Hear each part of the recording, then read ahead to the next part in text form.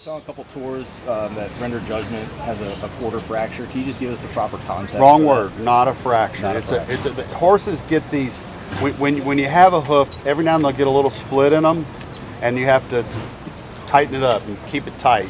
If they split all the way up into the coronet band, and they're actually called quarter cracks. And if they split into the coronet, it would be like your fingernail, and if that gets up into the quick, it can be painful. So what you do is you stitch it, and when you stitch it, you hold it together so it doesn't open. And that's what he's had, and that's what actually she's had.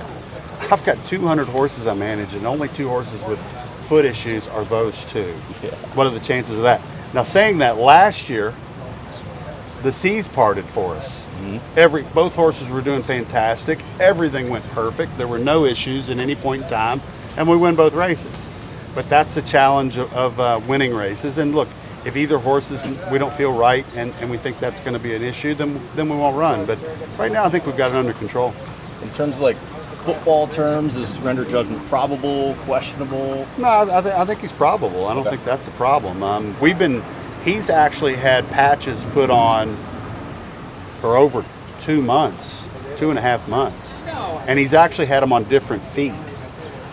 You can go back to a long list of very, very good horses that have run with these types of things, and it really is. It's kind of an everyday. We deal with foot, ankles, knees, a lot of details, and this is a deep. Most trainers don't even discuss these details with you. Yeah, they won't say a word. They keep it to themselves. I tend to be a bit of an open door.